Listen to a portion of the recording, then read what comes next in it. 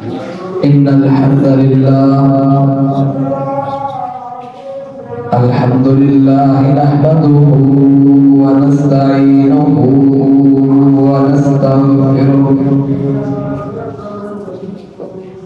ونعوذ بالله من شرور أنفسنا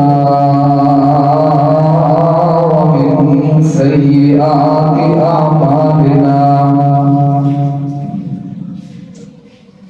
من يهده الله فلا مضل له ومن يضلل فلا هادي له وأشهد أن لا إله إلا الله وحده لا شريك له وأشهد أن محمدا عبده ورسوله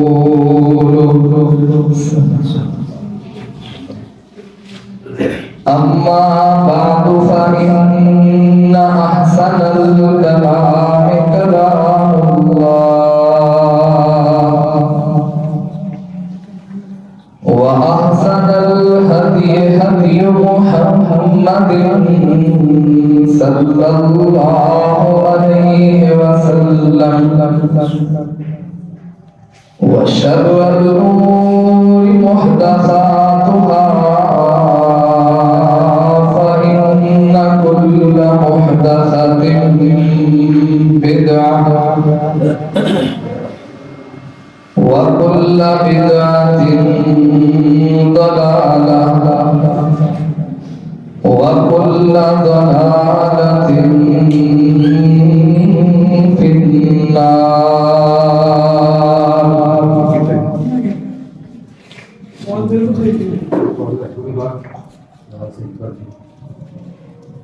يا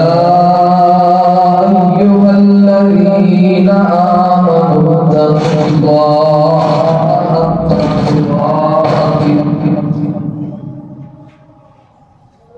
ولا تموتن إلا وأنتم مسلمون.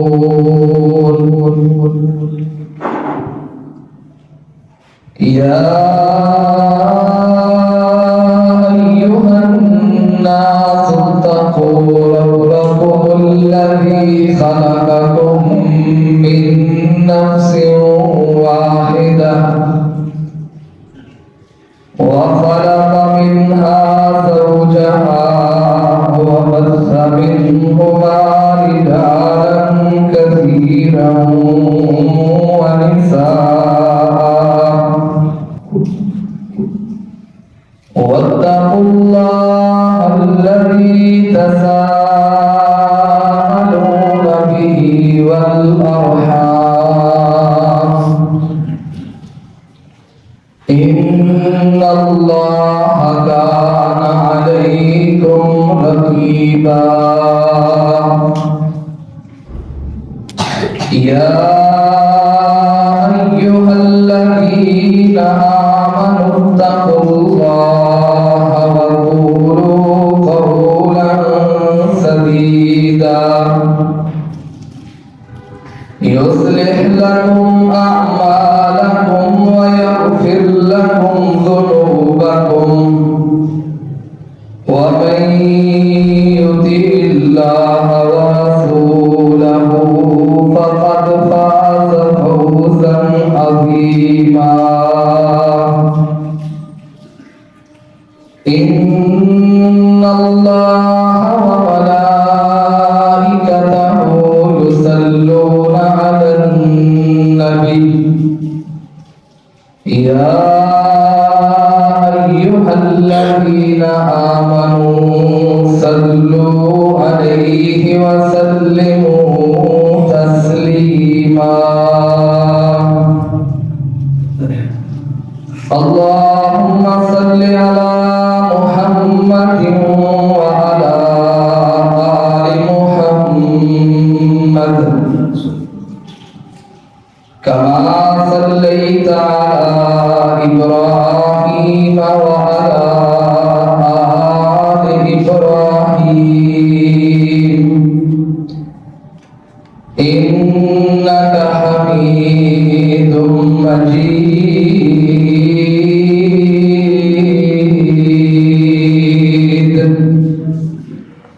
اللهم بارك على محمد وعلى آل محمد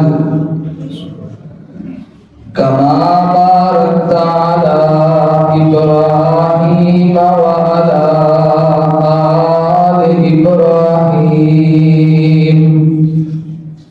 إنك حميد مجيد.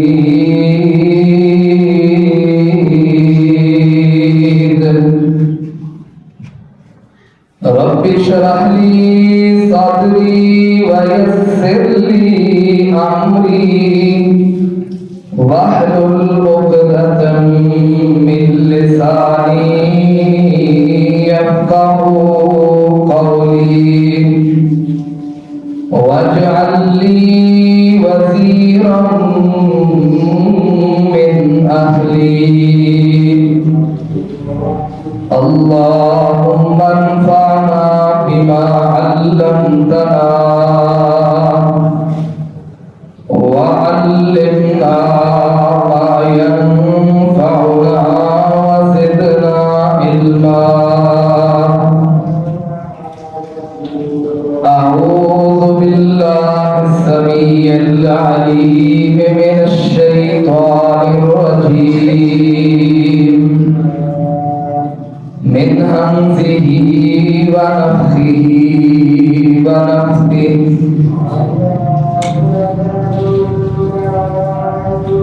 قل من حرم زينة الله التي أخرج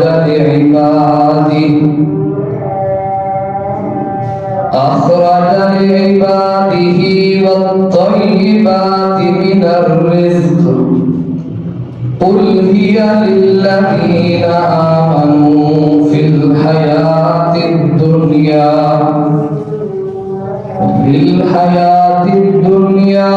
خالصة يوم القيامة كذلك نفصل الآيات لقوم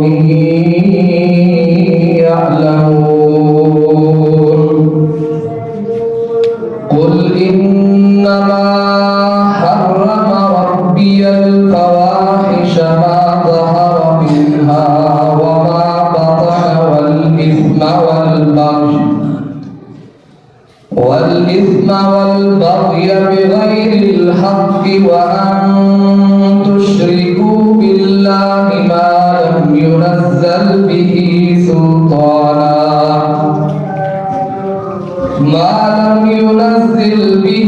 سلطانا وأن تقولوا على الله ما لا تعلمون.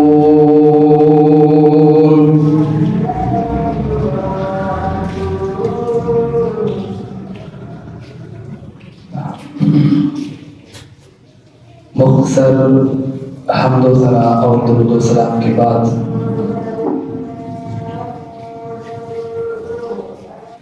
گرامی قدر سامعین وقار، اللہ رحیم و کریم کی خاص توفیق و رحمت سے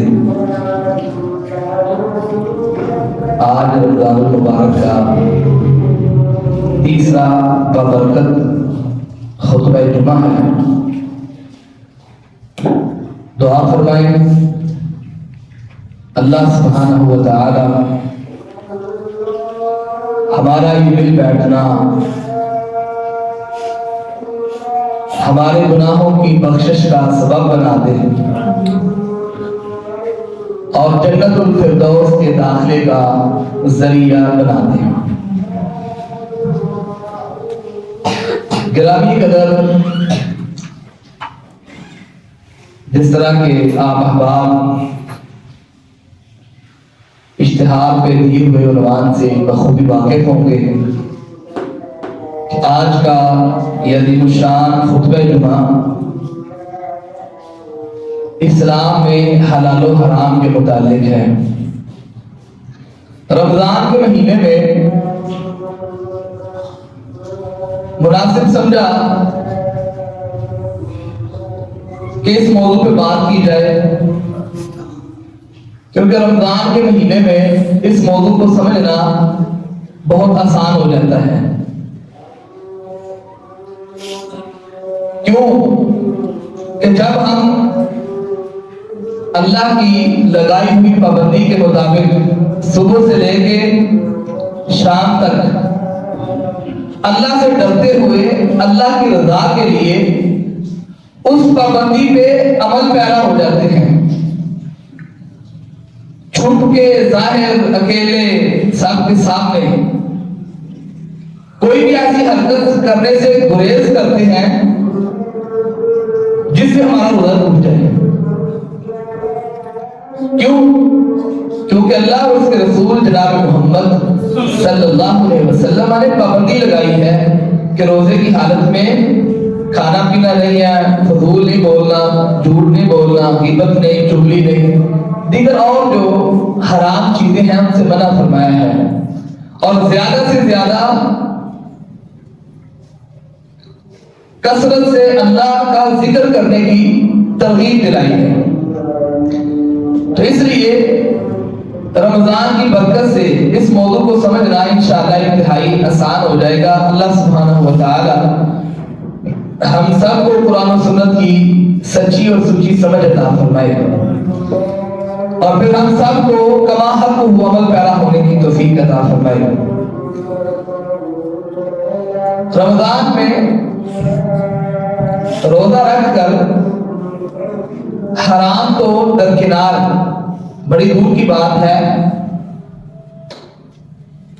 ہم حلال سے بھی کتراتے ہیں، حلال سے بھی ہر ممکنہ بچنے کی کوشش کرتے ہیں۔ کیوں؟ کیونکہ صاف بات ہے اللہ اور اس کے رسول محمد رسول اللہ صلی اللہ علیہ وسلم نے پابندی لگائی ہے، ہم پابند ہیں۔ تو سیم میرے بھائیوں اسی طرح اللہ اور اس کے رسول جناب محمد صلی اللہ علیہ وآلہ وسلم نے کچھ دیگر اور بھی پابندیاں لگائی ہیں۔ اسلامی معاشرے کی بنیاد دو طرح کے اعمال میں ہے۔ پہلی چیز عبادات اور دوسری چیز معاملات۔ اصول فقہ کی جتنی بھی کتابیں ہیں سبھی نے اسی پہ بات کی ہے، عبادات پہ، معاملات پہ،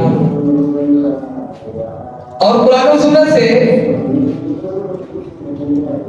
ائمہ فقہ نے ماخوذ کر کے دو بہترین اصول وضع کیے ہیں۔ وہ اصول اتنے کمال ہیں اگر ایک عام آدمی کو بھی اس چیز کی سمجھ آ جائے تو اللہ کے فضل و کرم سے اس کا ایمان مزلزل نہیں ہوتا۔ وہ یہ کبھی بھی نہیں کہہ سکتا کہ دین یہ گلا مولوی جان سانو کی، بلکہ اس کو میں مسلمان ہونے پہ فخر ہوگا، اور وہ کامیابی کے ساتھ اسلام کے اندر جو حلال و حرام کا تصور ہے اس کو بڑے آسانی سے سمجھ سکتا ہے۔ آئیے ان اصولوں کی طرف ہم آتے ہیں۔ دو اصول ہیں، عبادات میں، معاملات میں۔ عبادات میں اصل حرمت ہے، اللہ کے حلت کی دلیل آ جائے۔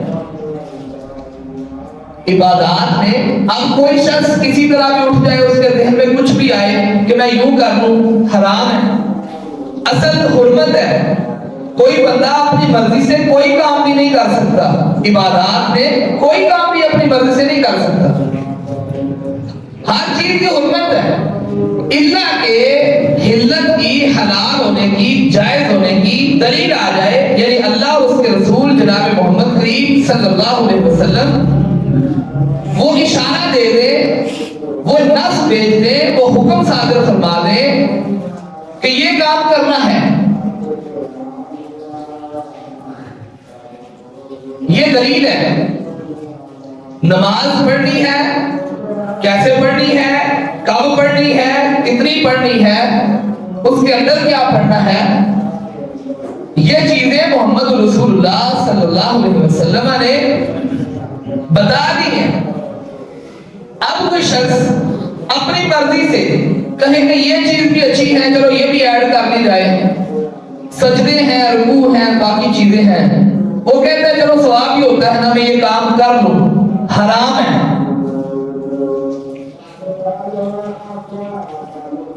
شریعت نے جتنا بتا دیا ہے ہم اس کے علاوہ اس میں کوئی چیز ایڈ کریں گے، یہ حرام ہے۔ اس چیز کو سمجھنا انتہا کا لازم ہے۔ ہم دیکھتے ہیں مذہبی جو گروہ بندیاں ہیں، طرح طرح کے مسائل کھڑے ہو جاتے ہیں، وہ بھی قرآن پڑھتے ہیں، وہ بھی قرآن پڑھتے ہیں، عوام بھی کہتے ہیں ہم جی قرآن ہی پڑھتے ہیں نا۔ نہیں، ہر چیز کو شریعت نے ایک بڑے سنہرے اصول و ضوابط میں پرویا ہوا ہے۔ رسول اکرم صلی اللہ علیہ وسلم کھانا کھانے سے پہلے کیا پڑھتے تھے؟ بسم اللہ۔ کھانا کھانے کے بعد دعا پڑھ لیتے تھے۔ اسی طرح نبی اکرم صلی اللہ علیہ وسلم گھر داخل ہوتے آپ دعا پڑھتے، بسم اللہ ولجنا و بسم اللہ خرجنا و علی اللہ ربنا توکلنا۔ نبی اکرم صلی اللہ علیہ وسلم گھر سے نکلتے آپ علیہ السلام پھر دعا پڑھتے، بسم اللہ توکلت علی اللہ لا حول ولا قوۃ الا باللہ۔ نبی اکرم صلی اللہ علیہ وسلم آپ بیت الخلاء میں جاتے، قضائے حاجت کے لیے جاتے، واش روم جاتے، آپ سرکار دعا پڑھتے تھے، بسم اللہ اللہم انی اعوذ بک من الخبث والخبائث۔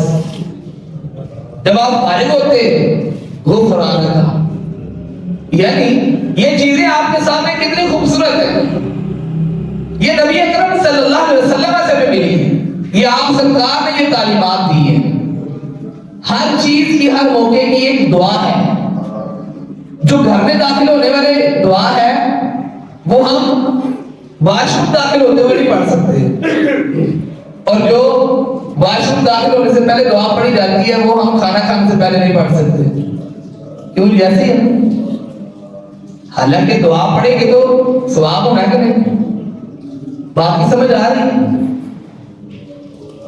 کھانا کھانے کی دعا، کھانا کھانے کے بعد جو دعا پڑھتے ہیں اس کو ہم کسی اور جگہ پہ نہیں رکھ سکتے، کسی اور جگہ کی دعا کھانا کھانے کے وقت ہم نہیں رکھ سکتے۔ کیوں؟ میرے اور آپ کے بہت سے، میرے اور آپ کے مربی، میرے اور آپ کے پیر و مرشد جناب محمد صلی اللہ علیہ وسلم نے بتا دیا ہے، اس سے آگے نہیں بڑھ سکتے۔ سیم یہ چیز باقی تمام عبادات کے اندر ہے کہ رسول اکرم صلی اللہ علیہ وسلم نے نماز کیسے پڑھی ہے، کتنی پڑھی ہے، کب پڑھی ہے، یہ ساری چیزیں ہم تک پہنچ چکی ہے۔ کوئی بھی انسان اپنی مرضی سے اس میں کمی بیشی نہیں کر سکتا، کمی بیشی کرنا حرام ہے۔ موضوع آپ کا سمجھ آ گئی؟ اسلام میں حلال و حرام، تو نماز پڑھنا اور اس طرح دیگر عبادات سمجھا لے جائے۔ عبادت کسے کہتے ہیں؟ عبادت ہر وہ کام جو ہم اللہ کے لیے کرتے ہیں اور اللہ تعالیٰ اس پہ خوش ہوتے ہیں، ہمیں ثواب دیتے ہیں، اور وہی کام اگر ہم کسی اور کے لیے کریں اللہ تعالیٰ ناراض ہو جاتے ہیں اور ہمیں سزا دیتے ہیں، اسے عبادت کہتے ہیں۔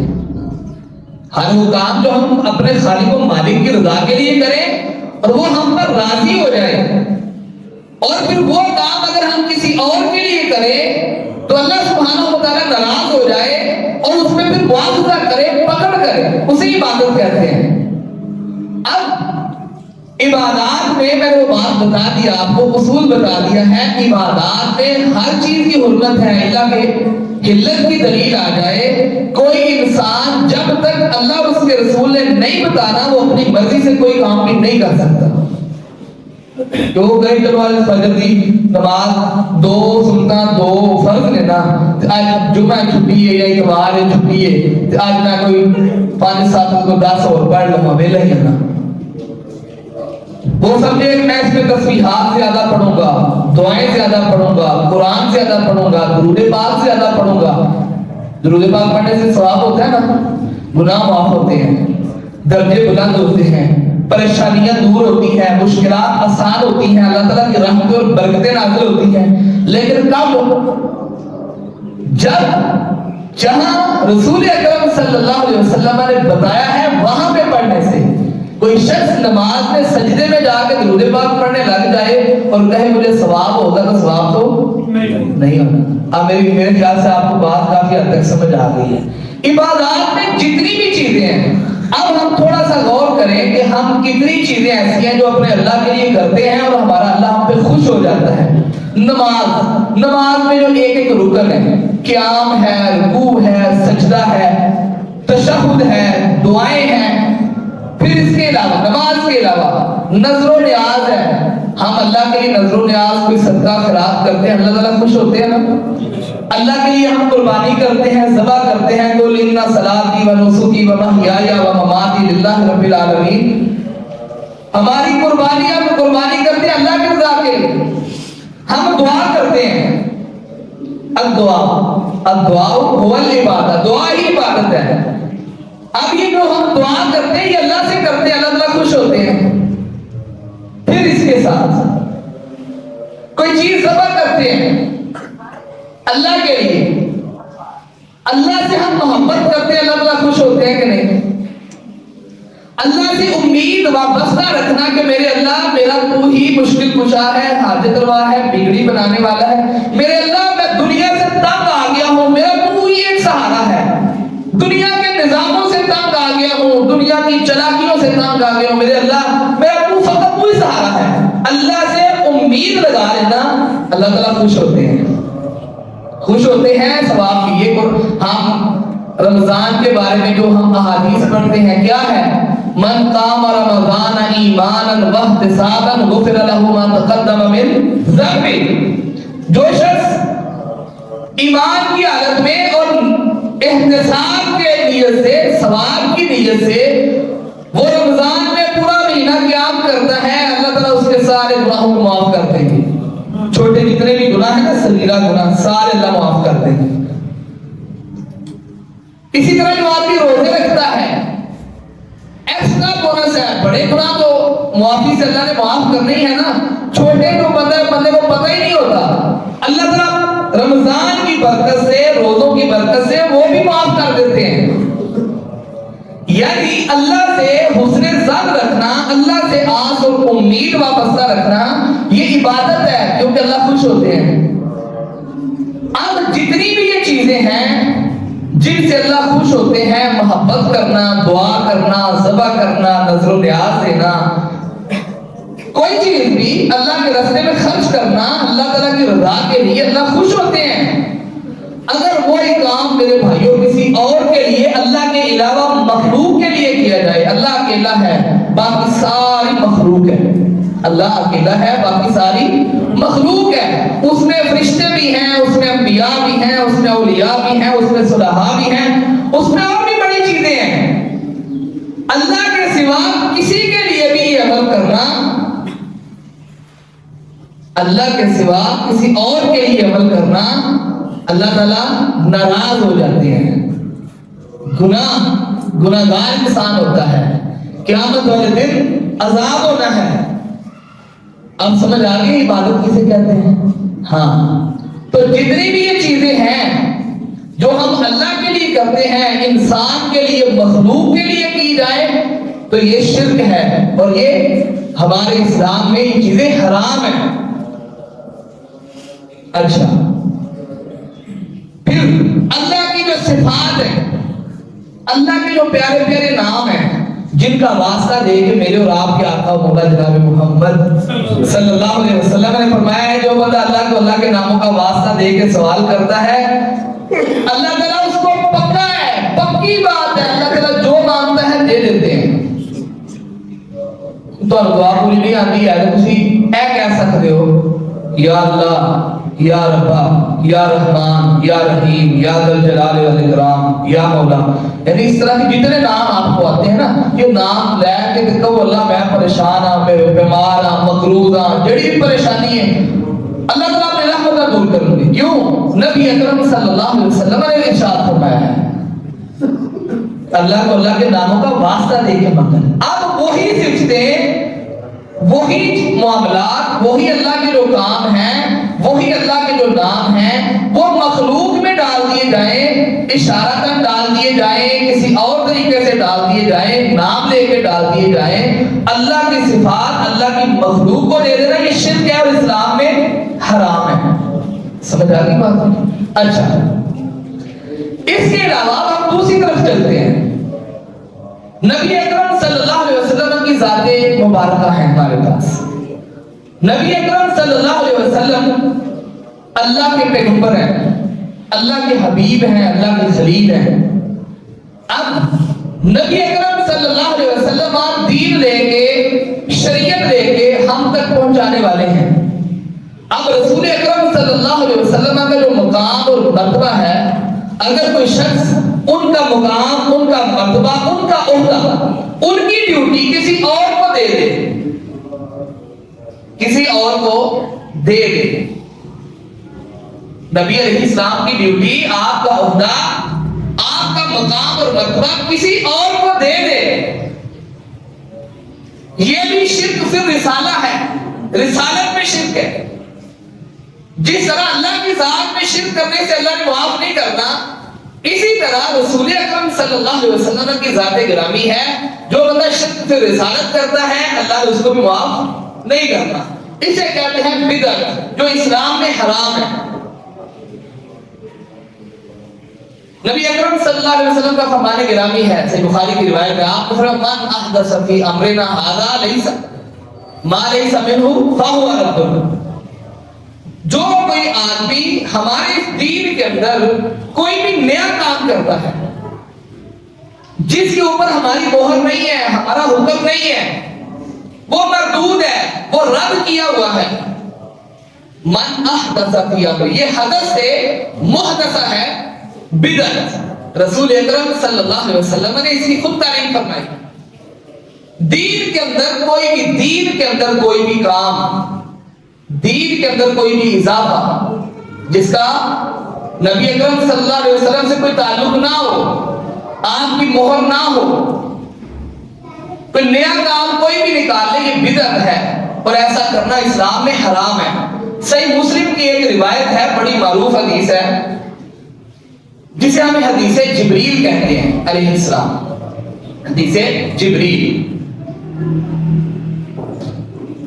سیدنا عمر بن خطاب رضی اللہ عنہ ارشاد فرماتے ہیں، ہم ایک دن نبی علیہ السلام کے پاس بیٹھے ہوئے ہیں، ایک آدمی آیا، بڑا خوبصورت، اس نے سوٹ پہنا ہوا ہے، کپڑے پہنے ہوئے ہیں، علاقے کا لگ بھی نہیں رہا تھا، لگتا یوں تھا کہ یہ آدمی کسی دور علاقے سے آیا ہے، لیکن جب کپڑوں کی طرف دیکھتے تھے نا کہ یار دور سے کوئی آدمی آیا ہو تو کم از کم کپڑوں پہ کوئی گرد و غبار کے اثرات ہوتے ہیں، بال جو ہے وہ گرد آلود ہوتے ہیں، گرد و غبار ہٹا ہوتا ہے بیچ میں۔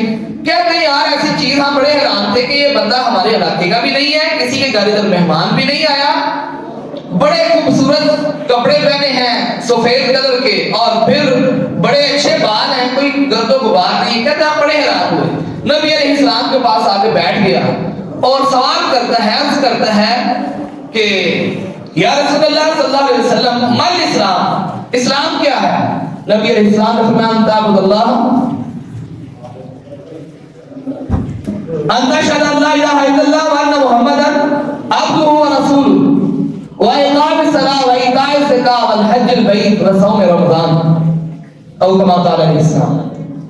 آپ نے فرمایا اسلام یہ ہے کہ وہ اللہ کی عبادت کرے، تو گواہی دے کہ اللہ کے سوا کوئی بھی معبود پر حق نہیں ہے، اور تو یہ گواہی دے محمد صلی اللہ علیہ وسلم اللہ کے بندے اور رسول ہیں، اور تو نماز قائم کرے اور زکوٰۃ ادا کرے اور بیت اللہ کا حج کرے، اور پانچویں چیز رمضان کے روزے رکھے۔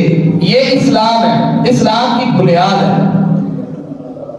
کہتے ہیں ہم دیکھ رہے تھے نبی علیہ السلام جب یہ بات ارشاد فرمائی تو وہ آدمی کہتا ہے صدقتا یا رسول اللہ صلی اللہ علیہ وسلم آپ نے بالکل سچ کہا ہے۔ کہتے ہیں ہم بڑے حیران ہو کہ یار یہ آدمی سوال بھی خود کرتا ہے، تصدیق بھی خود کر رہا ہے۔ پھر اس آدمی نے کہا مل ایمان، ایمان کیا ہے؟ آپ نے فرمایا تؤمن باللہ وملائکتہ وکتبہ ورسلہ والیوم الآخر والقدر خیرہ وشرہ۔ ایمان یہ ہے کہ تو اللہ پہ ایمان لائے، کتابوں پہ، فرشتوں پہ، رسولوں پہ، آخرت کے دن پہ، اور تقدیر کے اچھا اور برا ہونے پہ تیرا ایمان ہو کہ میری تقدیر لکھی جا چکی ہے، میرے اللہ نے جیسا بھی میرے لیے سمجھا تھا مناسب، جیسا بھی میرے اللہ نے میرے لیے مناسب سمجھا تھا، بس وہ ہو کے رہنا ہے، تیرا اس پہ ایمان ہو۔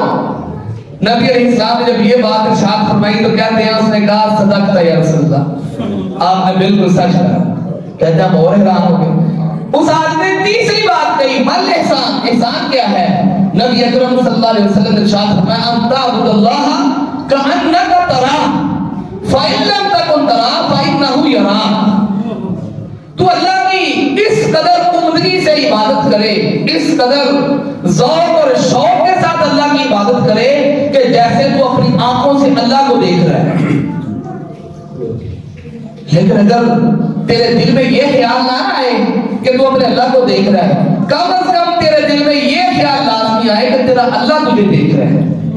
یہ احسان ہے، یہ نیکی ہے، یہ ہے خیر، یہ ہے بھلائی۔ کہتے ہیں پھر اس آدمی نے کہا صدقہ تھا، آپ نے بالکل سچ کہا ہے۔ کہتے ہیں ہم اور حیران ہو گئے۔ خیر باتیں اور بھی چلتے چلتے پوچھتے ہیں یا رسول اللہ بتائیں قیامت کب آنی ہے؟ آپ نے فرمایا کل مسئول عنہا بعالم من السائل، مسئول سائل سے زیادہ نہیں جانتا، یعنی کہ جس کو سوال کیا جا رہا ہے وہ بھی اتنا ہی جانتا ہے جتنا سوال کرنے والا جانتا ہے۔ نہ تجھے پتا ہے قیامت کب آنی ہے، نہ مجھے پتا ہے۔ کہتے ہیں اچھا، اس نے کہا کوئی بات نہیں ہے، پھر اس کی کوئی نشانیاں بتا دیں۔ نبی علیہ السلام اس کی نشانیاں بتائیں کہ ایک وقت آئے گا بکریوں کے چرواہے جن کے پاس پورے کپڑے بھی نہیں ہوں گے، پاؤں سے ننگے ہوں گے، بکریاں چروانے والے۔ ایک وقت آئے گا اللہ اتنا عروج دے دے گا کہ بڑی بڑی بلڈنگیں بنا کے مقابلہ بازی کریں گے۔ اچھا ٹھیک ہے جی، کہا بالکل ٹھیک ہے یا رسول اللہ۔ یہ بات کی اور وہ آدمی اٹھا اور چلا گیا۔ کہ تھوڑی دیر گزری، نبی اکرم صلی اللہ علیہ وسلم نے مجھے پوچھا کہ عمر جانتے ہو یہ شخص کون تھا؟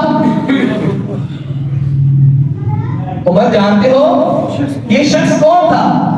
عرض کرتے ہیں اللہ و رسولہ عالم، یا رسول اللہ اللہ اور اس کے رسول بہتر جانتے ہیں، مجھے نہیں پتہ چلا یہ کون ہے۔ فرمایا انہ جبریل اتاکم یعلمکم دینکم، اور یہ جبریل تھا جس کو اللہ نے اسپیشل بھیجا تھا تاکہ تمہیں تمہارا دین سکھایا آگے، تاکہ تمہیں تمہارا کون تھا جی؟ سارے بولے وہ کون تھے؟ سیدنا جبریل علیہ السلام۔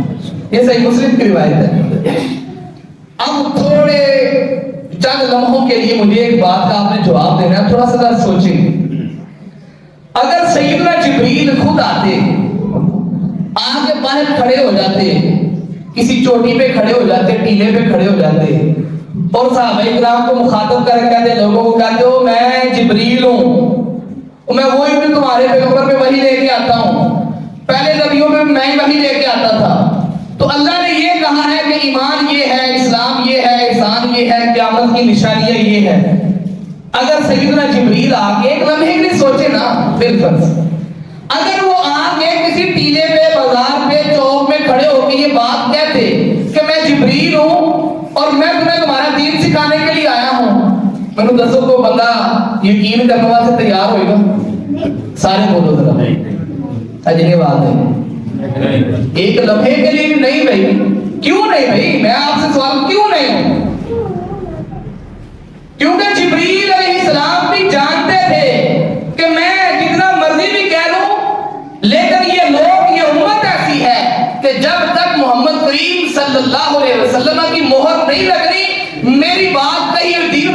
سکتی.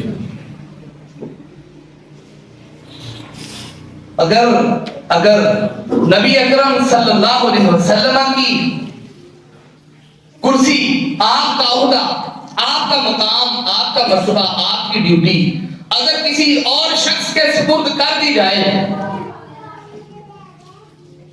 اور دین میں وہ بندہ اپنی مرضی سے کہہ دے ابھی کر لو ثواب ہے، ابھی کر لو ثواب ہے، اے کر لو، کہتے کوئی منع کتے لکھے ہے، منع کتے لکھے ہے. بعض چیزوں کو یہ سمجھو نہ پھر سمجھو ایک بدعت ہے. کیوں؟ اگر دین ہوتا تو نبی اکرم صلی اللہ علیہ وسلم بتا کے جاتے، کوئی چیز سمجھا کے جاتے. اور یہ کیسی بھلائی ہے، یہ کیسا دین ہے کہ صحابہ کرام کو بھی نہیں پتا چلا اور نبی اکرم صلی اللہ علیہ وسلم کو بھی نہیں پتا چلا، نعوذ باللہ. اور آج کے کسی مولوی صاحب کو پتا چل گیا کہ خیر یا دین ہے، ابھی کر لو تو ثواب. تو خیر میں بات کر رہا تھا دین کے اندر اپنی طرف سے اضافے کرنے یہ حرام ہے. اسلام میں ایسا کرنا حرام ہے. یہ تو ہوگی عبادات کی بات. اس کے علاوہ کئی اور چیزیں جو ہمارے ایمان کا حصہ ہیں ان میں کمی بیشی کرنا، جیسا کہ صحابہ کرام رضی اللہ عنہم اجمعین، وہ مبارک، وہ مقدس ہستیاں، ان کی شان عظمت کو گھٹائے کوئی، ان کے خلاف پروپیگنڈا کرے، یہ اسلام میں حرام ہے. کیوں؟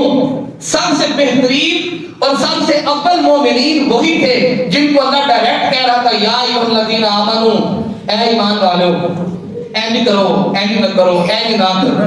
قرآن کریم میں جتنی آیات آتی ہیں سب سے پہلے مخاطب کون ہے؟ صحابہ کرام. اور جن کو اللہ کہے وَمَن يُشَاقِقِ الرَّسُولَ مِن بَعْدِ مَا تَبَيَّنَ لَهُ الْهُدَىٰ وَيَتَّبِعْ غَيْرَ سَبِيلِ الْمُؤْمِنِينَ، وہ جو شخص جو رسول اللہ کی مخالفت کرتا ہے، اللہ کی مخالفت کرتا ہے، اللہ کے حبیب محمد کریم صلی اللہ علیہ وسلم کی مخالفت کرتا ہے اور سبیل المومنین یعنی صحابہ کرام رضی اللہ عنہم اجمعین کے ان کے راستے کی مخالفت کرنے والا ہے. سبیل المومنین صحابہ کرام کو کہا گیا تو ان کے راستے کی مخالفت کرنے والا ہے، ان کے عمل کی مخالفت کرنے والا ہے. اللہ فرماتے ہیں نولہ ما تولی ونصلہ جہنم وساءت مصیرا، وہ جدھر پھرنا چاہتا ہے نا ہم ادھر ہی پھیر دیتے ہیں. کوئی بات نہیں، ایک وقت آئے گا جہنم میں گرا دیں گے اور بہت برا ٹھکانا ہے. پھر ختم نبوت کا عقیدہ ہے جس میں ہم کبھی بھی کمپرومائز نہیں کر سکتے، ایک لمحے کے لیے بھی تصور بھی نہیں کر سکتے. تو ایسا کرنا رسول اکرم صلی اللہ علیہ وسلم کی کرسی، آپ کی ڈیوٹی، آپ کی شان عظمت ایک لمحے کے لیے کسی کو دے دینا، یہ اسلام میں حرام ہے. اشارتاً ہو کسی شخصیت کو سامنے لے آیا جائے، ساری کائنات کی افضل سے افضل ترین شخصیات ہوں لیکن نبی اکرم صلی اللہ علیہ وسلم کی شان و عظمت کا مقابلہ نہیں کر سکتی. عظمت شان سب کی اپنی جگہ اولیاء اللہ ہے، ان کی عزت کی جائے، ان کا احترام کیا جائے. اگر وہ دنیا سے رخصت ہو چکے ہیں ان کے لیے دعائے بخشش کی جائے، مغفرت کی جائے. اگر وہ زندہ ہیں، وہ قرآن و سنت کے پابند ہیں، نماز کی پابندی کرنے والے ہیں، اپنے لباس کا خیال کرنے والے ہیں، طہارت کا خیال کرنے والے ہیں، اپنی نگاہ کا خیال کرنے والے ہیں، وہ پاکیزہ لوگ، وہ اللہ کے اولیاء ہیں، ولی ہیں، اللہ کے دوست ہیں، اللہ کے یار ہیں، ان سے جا کے دعا کروائیں. اگر وہ زندہ ہیں، اگر وہ دنیا سے چلے گئے ہیں پھر اللہ کے حضور ان کے لیے دعا کریں اللہ ان کے درجات بلند کر دے، ان کے گناہوں کو معاف کر دے. تو یہ ہے عبادات کا موقع.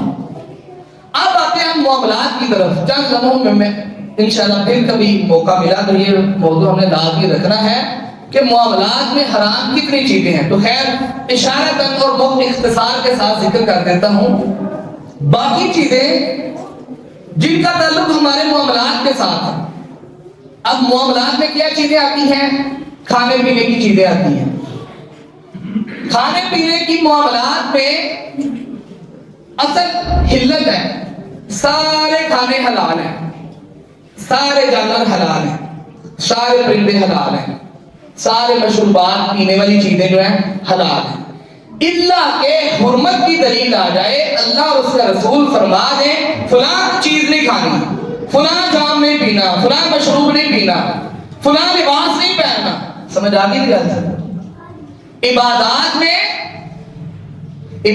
میں اصل حرمت ہے. کوئی آدمی اپنی مرضی سے کچھ نہیں کر سکتا، لیکن معاملات میں ہر چیز مباح ہے، جائز ہے، حلال ہے، الا کہ اللہ اس کا رسول فرما دے یہ تجارت نہیں کرنی، یہ کاروبار نہیں کرنا. کیوں؟ جو حلال چیزیں ہیں وہ زیادہ ہیں، جو حرام ہے وہ چند ایک ہیں، ان کا نام لے کے بتا دیا ہے کہ یہ چیزیں حرام ہیں، بس ان سے بچ جانا ہے، باقی ساری زمین تمہارے لیے ہے. والذی خلق لکم ما فی الارض جمیعا، وہ ذات جس نے تمہارے لیے سب کچھ زمین میں جو کچھ ہے سب کچھ بنا دیا ہے. اللہ الذی سخر لکم ما فی الارض، زمین میں جو کچھ ہے سب کچھ تمہارے لیے مسخر کر دیا ہے، جو کچھ آسمان میں ہے چیز تمہارے لیے مسخر کر دیا ہے، جتنا ہو سکتا ہے فائدہ اٹھاؤ. باقی جہاں تک حرمت کا تعلق ہے، جو اللہ اس کا رسول فرما دے کہ یہ چیز، یہ کاروبار، یہ چیز نام لے کے فرما دے یا اشارتاً فرما دے، وہ چیز حرام ہے. جیسا آئیے ہم بات کرتے ہیں، جتنے بھی جانور ہیں، گوشت والے جانور ہیں، سارے حلال ہیں. حرام جانور کون سے ہیں؟ ان کے بارے میں شریعت نے، رسول اکرم صلی اللہ علیہ وسلم نے قاعدہ اور کلیہ بتا دیا ہے. وہ کیا ہے؟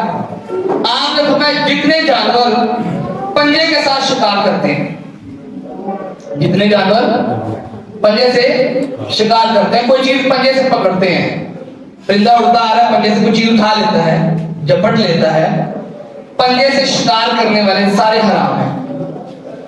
اس میں جتنے پرندے آپ دیکھتے ہیں جو پنجے سے شکار کرنے والے ہیں وہ حرام ہیں. اور جانوروں میں، درندوں میں یا جانوروں میں رسول اکرم صلی اللہ علیہ وسلم نے ایک کمال کلیہ بتا دیا ہے. آپ نے فرمایا جتنے بھی ذوناب ہیں، کچلیوں والے جانور ہیں. کون سے جی؟ کچلیوں والے، یہ جن کے 2 دانت ہوتے ہیں، اوپر نیچے کے دانت جو ہے نا، کچلیوں والے جو دانت ہوتے ہیں، باریک دانت، نوکیلے دانت، جتنے بھی ہیں، وہ جتنے بھی جانور ہیں وہ سارے حرام ہیں. بلی ہے، کتا ہے، شیر ہے، یہ حرام ہے. اس کی نسل جتنے بھی اس پہ آتے ہیں، قیاس کرنے جتنے بھی جانور ہیں، نبی اکرم صلی اللہ علیہ وسلم نے ان جانوروں کو اشارتاً بتا دیا ہے کہ یہ حرام ہے. باقی اس کے علاوہ پرندے ہیں، جانور ہیں، وہ حلال ہیں. ہاں کچھ ان کے علاوہ بھی ہیں، کچھ ان کے علاوہ، جیسا کہ گدھا ہے. اب گدھے کا تعلق نہ پنجے والے جانور کے ساتھ ہے اور نہ کچلیوں والے کے ساتھ ہے. اس کی الگ سے حرمت آ گئی ہے، قرآن کریم میں اس کی حرمت نہیں ہے. نبی اکرم صلی اللہ علیہ وسلم کی حدیث پاک میں ہے، نبی علیہ السلام نے خیبر کے موقع پہ اعلان کروا، صحیح مسلم کی روایت ہے، رہا ایک آدمی کا یار اٹھ کھڑا ہو اعلان کر دے. اعلان کرنے والے نے کیا کیا؟ نہا رسول اللہ صلی اللہ علیہ وسلم یا ان اللہ ورسولہ ینہیانکم عن لحوم الحمر الاہلیہ. اے لوگو، اے مسلمانوں، سن لو، اللہ اور اس کا رسول گدھے کو حرام قرار دے رہا ہے، گدھے کو حرام قرار دے رہا ہے. آواز سننے کی دیر تھی، گوشت بنا کے تیار تھا، کیونکہ گدھا حلال تھا اس وقت، گھریلو گدھا. ہڈیاں اوپر چولہے پہ رکھی ہوئی ہیں اور بھوک انتہا کی لگی ہوئی ہے، لیکن آپ کی ایمان کا لیول دیکھیں. کان میں آواز پڑی ہے اللہ اور اس کا رسول حرام کر رہا ہے، لہذا چھوڑ دو. وہ ہڈیاں اوتھی بولیاں ہو گئی ہیں. یہ ہے اطاعت کا جذبہ، یہ ہے ایمان. اور ایسی شخصیات اللہ کو مطلوب ہے، ایسے دیوانے جو رسول اکرم صلی اللہ علیہ وسلم کے دور میں تھے اور آپ کے اشارے ابرو میں اپنا تن من دن سب کچھ لٹانے میں تیار ہو جاتے تھے. فقط ایک چیز تھی کہ نبی علیہ السلام نے ہمیں جنت میں لے کے جانا ہے. کچھ نہیں سوچتے تھے. آج ہم ہیں کہ رسول اللہ فرمائے کہ یہ کام حرام ہے، یہ کام حرام ہے، یہ حرام ہے، یہ حرام، بچ جاؤ. ہم کہتے ہیں رسول اللہ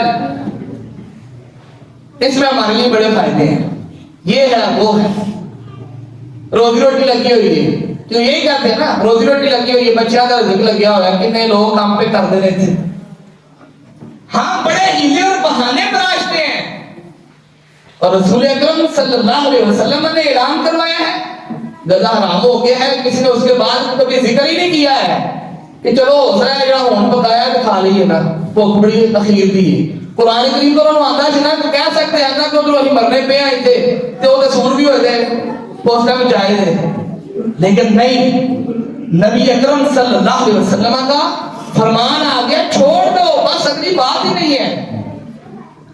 ایک لمحے کے لیے اف کر کے ایمان کو ضائع کرنے کے مترادف ہے، ایمان داؤ پہ لگ جاتا ہے۔ اچھا یہ تو جانور ہے، اس کے علاوہ قرآن کریم میں کچھ جانوروں کا ذکر ہوا ہے۔ اللہ سبحانہ و تعالیٰ قرآن کریم سورۃ البقرہ میں ارشاد فرماتے ہیں انما حرم علیکم المیتۃ والدم ولحم الخنزیر وما اہل بہ لغیر اللہ، بے شک حرم علیکم المیتۃ، تم پر مردار حرام ہو گیا ہے، والدم، ذبح کے وقت جو خون بہ رہا ہوتا ہے، ایک ہوتا ہے گوشت کے اندر خون، وہ نہیں، جو بہنے والا خون ہے نا، والدم، بہنے والا خون، وہ حرام ہو گیا ہے۔ ولحم الخنزیر، سور کا گوشت حرام ہو گیا ہے، سور کا گوشت اللہ نے حرام کیا ہے۔ اور چوتھی چیز وما اہل بہ لغیر اللہ، اللہ کے علاوہ کسی کے لیے بھی کوئی جانور یا کوئی بھی چیز دی جائے نظر و نیاز یا کسی کے تقرب کے لیے دی جائے حرام ہے۔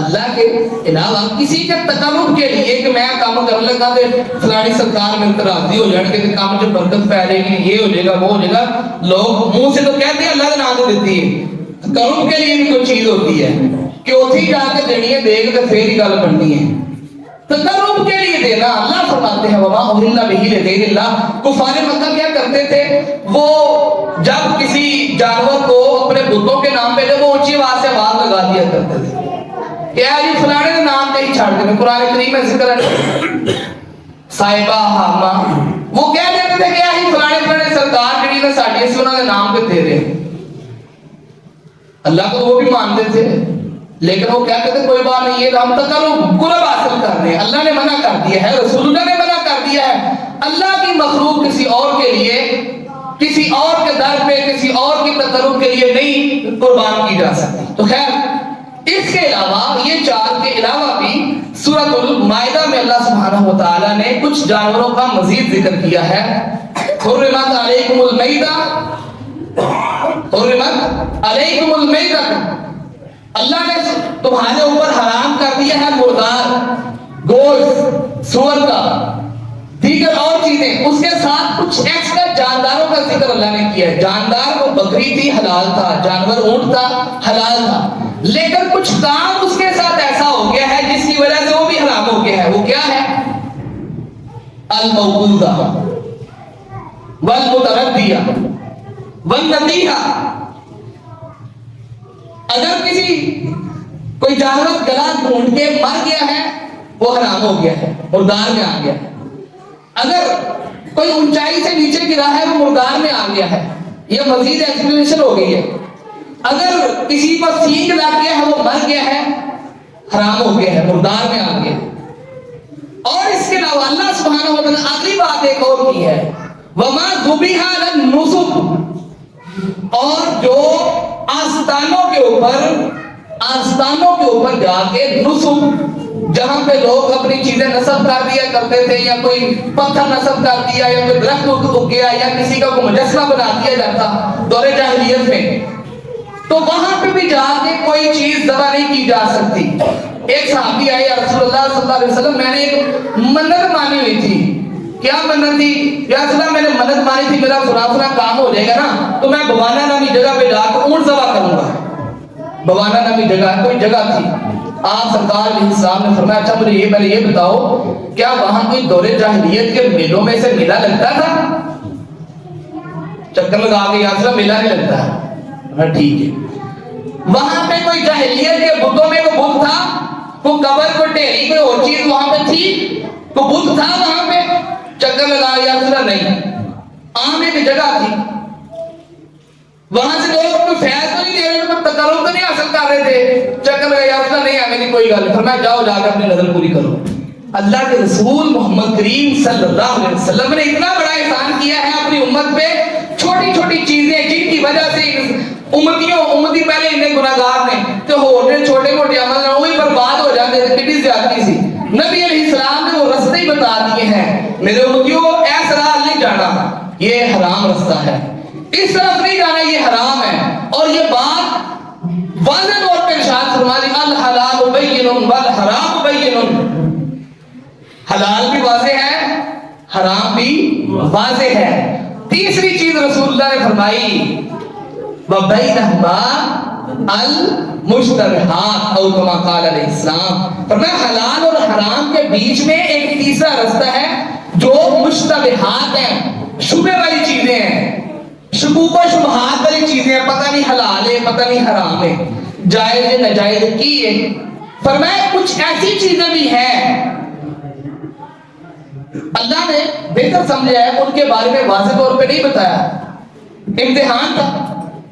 فرمایا ان سے بچ کرنا ہے، مشتبہات میں نہیں آنا، شبہ والی چیزوں میں نہیں پڑھنا، جس میں شبہ آتا ہے اس کو چھوڑ دو، تو نہیں یہی تو پائی پکے ٹھکے گل کرنے ہیں، پکا ٹھکا سی عمل لینے جسے رسول اللہ کی مہر لگی ہے، ادھر ادھر آنے لے کوئی عمل، کوئی کتنا بھی سونے کا سا عمل لے کے آئے، شبہ آ گیا ہے، پتہ نہیں صحیح ہے کہ نہیں، پتہ نہیں قبول ہونا ہے کہ نہیں، پتہ نہیں صحیح بھی ہے کہ نہیں، پتہ نہیں کدھر لکھیا بھی ہے کہ نہیں، جب یہ بات آئی اس کو چھوڑ دیں، اسی میں خیر ہے، اسی میں برکت ہے۔ باقی انشاءاللہ ہم یہ رمضان کے بعد اسی موضوع کو انشاءاللہ آگے چلائیں گے۔ اللہ سبحانہ و تعالیٰ سے دعا ہے کہ اللہ تعالیٰ ہمیں اپنی جو پابندیاں ہیں حلال و حرام کی، اللہ تعالیٰ ان کو جاننے کی توفیق عطا فرمائے اور جان کر پھر ہمیں کاربند رہنے کی بھی توفیق عطا فرمائے۔ وآخر دعوانا الحمدللہ رب العالمین۔